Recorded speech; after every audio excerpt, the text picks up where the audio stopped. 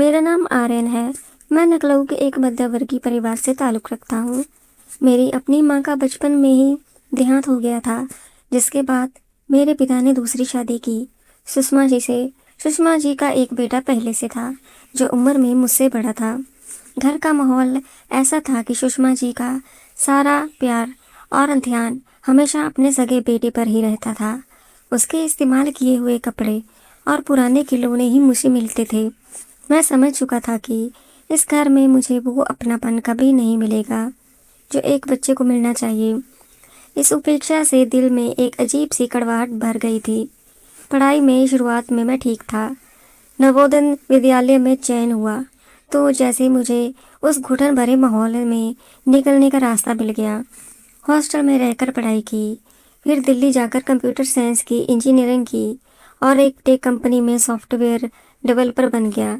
काम के सिलसिले में घर से दूरी बनी रही और मैं बहुत ज़रूरी होने पर ही साल 6 महीने में एक आध दिन में लिए घर जाता। एक दिन अचानक मेरी मामी, रीटा मामी का फ़ोन आया। रीटा मामी स्वभाव से बेहद हंसमुख और बेबाक थी। वे अक्सर मुझसे बहुत आत्मीयता से बात करते थे। और आर्यन जी कैसे हैं? कभी घर परिवार की याद नहीं आती क्या? या दिल्ली में ही दिल लग गया? मामी ने हंसते हुए कहा, मामी जी, आप इतने प्यार से बात करेगी तो मेरा ध्यान तो काम से भटक ही जाएगा। मैंने भी मजाकिया लहजे में जवाब दिया। अच्छा तो फिर आते क्यों नहीं? इस बार तो आना ही पड़ेगा। मामी ने कहा, क्यों? ऐसा क्या खास है? मैंने पूछा। लो, तुम्हें पता ही नहीं, तुम्हारे बड़े भाई की शादी तय हो गई है, अगले हफ्ते ही है। मुझे यह सुनकर गहरा झटका लगा। जब मैंने अपने भाई को मैसेज करके पूछा मुझे इस बारे में पहले क्यों नहीं बताया गया, तो उसने कहा कि माँ ने तुम्हें शादी से 2 दिन पहले ही बुलाने को कहा था। यह सुनकर मेरी सौतेली माँ के प्रति बची कुची उम्मीद भी खत्म हो गई। मेरा जाने का बिल्कुल भी मन नहीं था, लेकिन मामी के बार बार कहने पर मैं शादी से 2 दिन पहले पहुंच गया। शादी वाले घर में चहल पहल थी। रीटा मामी मुझे देखते ही चेहरे पर बड़ी सी मुस्कान लेकर आई। आ गए आर्यन जी। मुझे लगा इस बार भी कोई बहाना बना दोगे। उस रात जब मैं घर के बाकी लोगों को शादी की तैयारियां, मेहमानों के आओ भक्त में व्यस्त थे, तब मामी ने मुझे अकेले से बात करने का मौका मिला। मैं उनके कमरे में गया। बड़ी देर तक की बातें।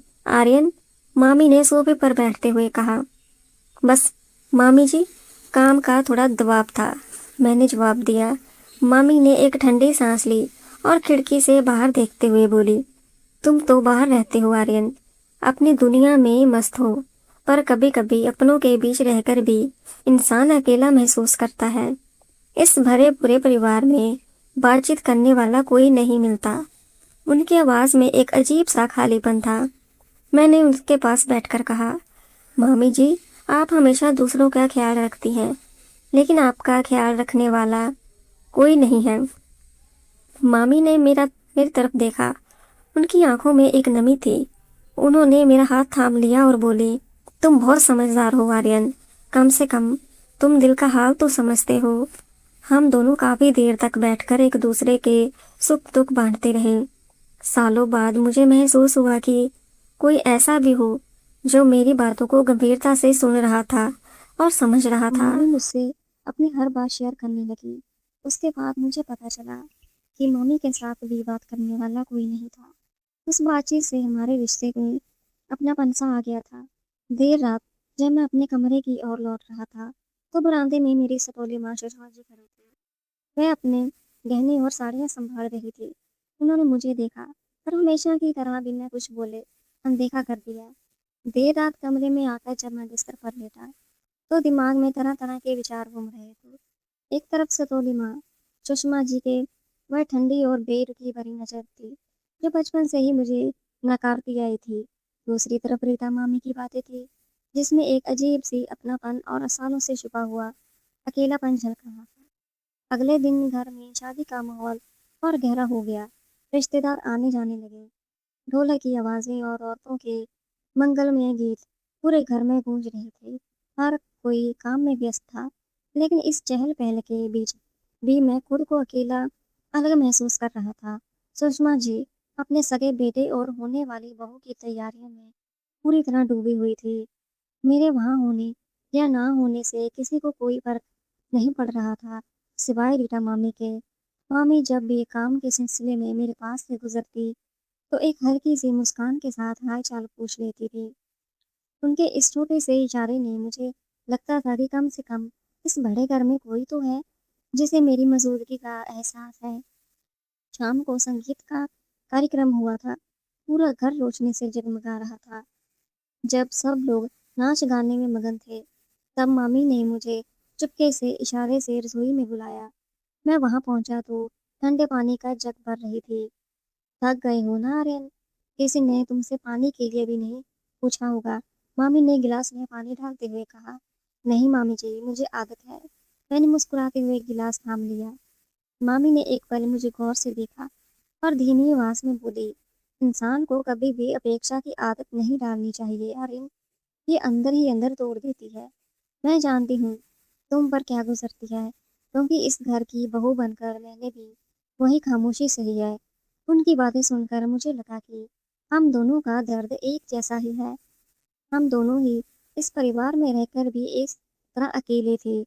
शादी का दिन भी देखते ही देखते आ गया। बारात जाने की तैयारियां हो रही थी। मैंने चुपचाप अपने कपड़े बदले और दूर खड़े होकर सब देखने लगा। तभी पिताजी की नजर मुझ पर पड़ी।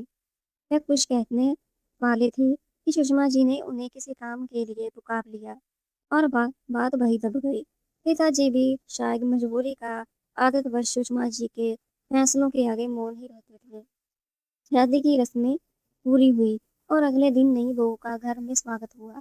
सब लोग खुशियां मना रहे थे। मेरे रुकने का मकसद अब पूरा हो चुका था। मैंने अपना बैग पैक किया और जाने के लिए नीचे आया। नाश्ते की टेबल पर मैंने पिताजी से कहा, पिताजी शाम को मेरी दिल्ली की ट्रेन है। अब मुझे निकलना होगा। ऑफिस से ज्यादा छुट्टियां नहीं मिल रही थी। सुषमा जी ने कोई प्रतिक्रिया नहीं दी। जैसे ही मैं इस बात का इंतजार कर रही थी, पिताजी ने बस इतना ही कहा, ठीक है बेटा, अपना ध्यान रखना। जब मैं घर से मुख्य दरवाजे से बाहर निकल रहा था तो रीटा मम्मी मुझे छोड़ने बाहर तक आई। उनकी आंखों में वही नमी थी जो उस रात उनके कमरे में दिखी थी। फिर कब आओगे आर्यन? मामी ने पूछा। पता नहीं मामी जी, पर जब भी आऊँगा, आपके लिए ज़रूर आऊँगा, मैंने ईमानदारी से कहा। मामी ने मुस्कुराते हुए मेरे कंधे पर हाथ रखा और बोली, अपना ख्याल रखना और दिल्ली पहुंचकर फ़ोन ज़रूर करना। मैं ऑटो में बैठकर रेलवे स्टेशन की तरफ बढ़ गया। लखनऊ की वो हवेली और बचपन की कड़वी यादें पीछे छूट गई थी। लेकिन इस बार मेरे दिल में सिर्फ शिकायतें नहीं थी। इस बार मेरे पास रीटा मम्मी का दिया हुआ वो अपनापन था, जिसने मुझे यह सिखाया था कि कभी-कभी खून के रिश्ते जो कमी छोड़ देते हैं, उसे सहानुभूति और समझदारी के रिश्तों पूरा कर देते हैं। दिल्ली लौटने के बाद मेरा मन लखनऊ की उस हवेली और रीटा मम्मी की बातों में ही अटका रहा। ऑफिस के रोजमर्रा के काम, कोडिंग और मीटिंग्स के बीच भी जब कभी फुर्सत मिलती, तो मम्मी का वो उदास चेहरा याद आ जाता। मैंने वादे के मुताबिक दिल्ली पहुंचे, मामी को फोन किया। पहुंच गए आर्यन, सफर कैसा रहा? फोन उठाते ही मामी की आवाज में एक राहत भरी आत्मीयत से झलकी। हाँ मामी जी, बिल्कुल ठीक ठाक पहुंच गया। आप कैसी हैं? घर का माहौल अब कैसा है? मैंने पूछा। वही रोज की भाग दौड़, शादी की हलचल खत्म होते ही घर फिर से वही पुराना खामोश मकान बन गया है। तुम्हारे जाने के बाद तो और भी सोना लग रहा है। मामी ने एक हल्की सी सांस भरते हुए कहा। उस रात के बाद से हमारे बीच बातचीत का एक नया सिलसिला शुरू हो गया। हफ्ते में 2-3 बार हमारे फोन पर बात होने लगी। मैं उन्हें दिल्ली की अपनी भाग-दौड़ भरी जिंदगी के बारे में बताता, लेकिन वो मुझे घर की बातें बताती और धीरे-धीरे मुझे एहसास हुआ कि मामा जी के अक्सर व्यवहार के सिलसिले में बाहर रहने की वजह से मामी उस बड़े से घर में कितनी अकेली पड़ गई थी। एक दिन बात-बात में मामी ने कहा, आर्यन, तुम भले ही दूर रहती हो, पर इस घर में सिर्फ तुम ही एक ऐसे इंसान हो जिससे बात करके मेरा मन हल्का होता है। मामी जी, आप जब चाहो मुझे फ़ोन कर सकती हैं। मेरे लिए आप सिर्फ मामी नहीं हैं, उस घर में अकेली मेरी अपनी है। मैंने दिल से कहा। तकरीबन 3 महीने बाद दीपावली का त्योहार नजदीक आ रहा था। आमतौर पर मैं त्योहारों पर घर जाने से बचता था, क्योंकि सुषमा जी की बेरुखी त्योहारों का मजा किरकिरा कर देती थी। पर इस बार मामी का फोन आया। आर्यन, इस बार दीपावली पर घर नहीं आओगे क्या? सब लोग साथ होंगे तो अच्छा लगेगा। मामी का स्वर थोड़ा आस भरा था। मैंने पहले तो टालने की कोशिश की। मामी जी, ऑफिस में काम थोड़ा ज्यादा है। मुझसे झूठ मत बोलो आर्यन। मैं जानती हूँ तुम क्यों नहीं आना चाहते, पर इस बार मेरे कहने से आ जाओ। उन्होंने आग्रह किया। मामी के इस आग्रह को मैं टाल नहीं सका। मैंने 3 दिन की छुट्टी ली और दीपावली से एक दिन पहले लखनऊ की ट्रेन पकड़ ली।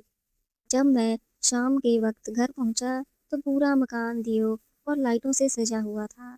सीढ़ियों से उतरते ही रीता मामी की नजर मुझ पर पड़ी। लाल रंग की साड़ी में उनका चेहरा दियों की तरह रोशनी से ज्यादा चमक रहा था। मुझे देखते ही उनके चेहरे पर एक ऐसी मुस्कान आई जो मैंने पहले कभी नहीं देखी थी। आ गए हो तुम? मुझे लगा कि इस बार भी बहाना बना दोगे। मामी ने पास आकर धीरे से कहा, आपके बुलाने पर ना आता, ऐसा हो सकता है क्या? मैंने मुस्कुराते हुए जवाब दिया। पीछे खड़े पिताजी ने मुझे देखा और हल्का सा मुस्कुराए, जबकि सुषमा जी ने हमेशा की तरह अपने नए बहू बेटों के ढेरों हिदायतें देने में व्यस्त थी। पर इस बार मुझे उनकी बेरुखी से कोई फर्क नहीं पड़ा। उस रात जब पूरा परिवार पूजा के बाद पटाखे फोड़ने और मिठाइयाँ बांटने में व्यस्त था, मैं छत पर अकेला खड़ा होकर शहर की आतिशबाजियां देख रहा था। तभी सीढ़ियों से हल्की सी आहट आई। बेटा, मम्मी हाथ में मिठाइयों की प्लेट लिए खड़ी थी। सब नीचे जश्न मना रहे थे और तुम यहाँ अकेले अंधेरे में खड़े हो। मामी ने प्लेट टेबल पर रखते हुए पूछा। मुझे ये शोर शराबा कभी रास नहीं आया मामी जी। शांति यहाँ ऊपर ही मिलती है, मैंने कहा। मामी मेरे पास आकर मुंडेर के सहारे खड़ी हो गई। ठंडी हवा चल रही थी और आतिशबाजी की रोशनी उनके चेहरे पर हल्की हल्की रंगीन छाया कर रही थी। जानते हो आर्यन, जब तुम इस घर में होते हो तो मुझे लगता है कि इस खामोश दीवारों के बीच भी कोई जिंदा दिल इंसान मौजूद है। मामी ने मेरी आंखों में देखते हुए कहा, मामी जी, आप भी तो वही जिंदा दिल है जो इस घर को संभालते हुए हैं। उस दिवाली की रात के बाद हमारे बीच की हिचकिचाहट पूरी तरह से खत्म हो गई थी। हम दोनों एक दूसरे से सबसे अच्छे दोस्त और हमराज बन गए थे। अगले 2 दिन दिवाली की छुट्टियों कैसे बीत गई पता ही नहीं चला। घर में मेहमानों का आना जाना लगा हुआ था, पर जब भी मामी को मौका मिलता वो मेरे लिए चाय या नाश्ता लेकर आ जाती थी। हम छोटी छोटी बातों पर हंसते और एक दूसरे का हाल चाल पूछते। सुषमा जी की उपेक्षा अब मुझे बिल्कुल महसूस नहीं होती थी, क्योंकि घर में कोई ऐसा था जो मेरी छोटी से छोटी जरूरत का ध्यान रखता था। छुट्टियां खत्म होने पर जब मेरे वापस जाने के दिन आया तो इस बार जाने का मन भारी हो गया। रेलवे स्टेशन जाने से पहले मैंने नानी के लिए एक पुराने कमरे में बैग उठाया। मामी रसोई में मेरे सफर के लिए खाना पैक कर रही थी। अब मैं उनसे विदा लेने पहुंचा तो उन्होंने टिफिन मेरे हाथ में थमाया। दिल्ली पहुंचकर समय पर खाना खा लेना, बाहर का खाना कम ही खाना। मामी ने एक बड़ी बहन और दोस्त की तरह हिदायतें दी। जी मामी जी, बिल्कुल। और आप भी अपना ध्यान रखिएगा। जब मैं मन उदास हो तो मुझे फोन कर लीजिएगा, मैंने कहा। मामी ने मुस्कुराते हुए सर हिलाया। उनकी आंखों में एक अजीब सी इम्तिनान था। यह भरोसा था कि अब इस शहर में और इस घर में कोई है जो उनके दुख सुख में उनके साथ खड़ा है। दिल्ली वापस आकर मेरी जिंदगी की दिनचर्या फिर से शुरू हो गई, लेकिन अब मैं उनपे एक बड़ा बदलाव था। शाम को ऑफिस से लौटकर मम्मी से बात करना मेरी दिनचर्या का सबसे अहम हिस्सा बन गया था। हम कभी पुरानी यादों की बात करते तो कभी आगे की जिंदगी की। मामी ने मुझे अपनी पढ़ाई और कैरियर में आगे बढ़ने की प्रोत्साहित किया। उनकी बातों में मुझे एक नई ऊर्जा मिलती। मैंने ऑफिस में अपने प्रोजेक्ट पर और मेहनत करना शुरू किया, जिसके चलते कुछ ही महीनों में मुझे कंपनी की तरफ से एक प्रमोशन भी मिल गया। जब मैंने वह खुशखबरी सबसे पहले मम्मी को फोन पर बताई तो खुशी से झूम उठी। मुझे तुम पर भरोसा था आर्यन, तुम हमेशा अपनी मेहनत से आगे जाओगे। मामी की आवाज में जो गर्व था वह मैंने अपने जीवन में पहले कभी महसूस नहीं किया था। उस दिन मुझे महसूस हुआ कि रिश्ते खून से नहीं बल्कि एक दूसरे के प्रति आदर, समझ और सहयोग से बनते हैं। जो परिवार मुझे बचपन से ही उपेक्षित महसूस कराता था, उसी परिवार की एक सदस्य ने मुझे खुद पर विश्वास करना सिखाया था। समय बीतता गया, प्रमोशन मिलने के कुछ ही महीनों बाद मुझे कंपनी की तरफ से 1 साल के लिए विदेश लंदन के प्रोजेक्ट पर जाने का मौका मिला, जो मेरे कैरियर के लिए बहुत बड़ी उपलब्धि थी। जब मैंने ये खबर लखनऊ में अपने माता पिता को फोन पर बताई तो उन्होंने हमेशा की तरह बस उप, औपचारिक रूप से बधाई कह दिया। सुषमा जी की आवाज पीछे से बस इतनी सुनाई दी कि अब तो और बड़ा आदमी बन गया। उनके इस ठंडे रवैये में मुझे कोई हैरानी नहीं हुई, लेकिन जब मैंने रीटा मामी को फोन करके ये बात बताई तो वह खुशी से भावुक हो गई। चंदन, अरे ये तो बहुत बड़ी बात है, मामी ने गदगद होकर कहा। मुझे तुम पर बहुत गर्व है, तुम्हारी मेहनत रंग लाई है मामी जी। पर 1 साल तक आपसे आमने सामने मुलाकात नहीं हो पाएगी। मैंने थोड़ा उदास होकर कहा, अरे पगले, आज के जमाने में वीडियो कॉल किस लिए है। मामी ने हंसते हुए मुझे दिलासा दिया, और फिर ये तुम्हारे भविष्य का सवाल है। तुम अपने सपनों को पूरा करो, मेरी शुभकामनाएं हमेशा तुम्हारे साथ है। लंदन जाने से पहले मैं 2 दिन के लिए लखनऊ आया। इस बार जब मैं घर पहुंचा तो मेरे अंदर बचपन वाली कोई कड़वाहट नहीं थी। मैं खुद मानसिक रूप से बहुत मजबूत और आत्मनिर्भर महसूस कर रहा था। उन 2 दिनों में मामी ने मेरे लिए मेरी पसंद की चीज बनाई। शाम को जब हम साथ बैठते तो वह मुझे विदेश में अकेले रहने और अपना ध्यान रखने की सलाह देती। एक सच्चे शुभचिंतक की तरह उन्होंने मुझे सही और गलत का एहसास कराया। जब मैं लंदन पहुंचा तो शुरुआती कुछ हफ्ते बेहद व्यस्तता में गुजरे। नए देश का माहौल, नया काम, नया टाइम जोन, लेकिन इस सब के बीच हफ्ते के अंत में मामी से वीडियो कॉल पर बात करना कभी नहीं छूटा। वो मुझे घर के छोटे किस्से सुनाती और मैं उन्हें लंदन की खूबसूरत सड़कों और अपनी नई जिंदगी के अनुभव बताता। वक्त पंख लगाकर उठता गया।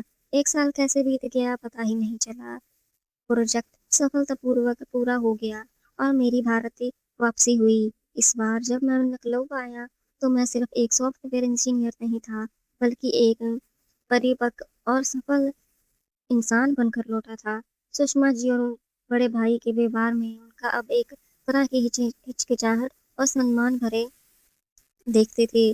शायद मेरी सफलता और आत्मनिर्भरता ने उन्हें यह मानने पर मजबूर कर दिया था कि वह अब मुझे दबाकर नहीं रख सकते। लेकिन मेरे लिए सबसे बड़ी खुशी रीटा मामी के चेहरे का वो इत्मीनान था जो मुझे देखकर खिल उठता था। जिंदगी ने मुझे बचपन में माँ का प्यार नहीं मिला और सौतेले व्यवहार की कड़वाहट दी थी, लेकिन वक्त ने मुझे रीटा मामी जैसा एक सच्चा दोस्त, मार्गदर्शक और आत्मीय रिश्ता दिया। मैंने समझ लिया था कि इंसान अपना अतीत नहीं बदल सकता, लेकिन अपनी मेहनत और सही लगन के साथ से एक खूबसूरत भविष्य जरूर बना सकता है। लंदन से लौटने के बाद घर के समीकरण पूरी तरह से बदलने लगे। जो सुषमा जी पहले मुझे एक फालतू सामान की तरह देखती थी और मेरी मौजूदगी को पूरी तरह से नजरअंदाज कर देती थी, अब उनकी नजरों में एक झलक और झिझक और अचरज साफ दिखाई देने लगा।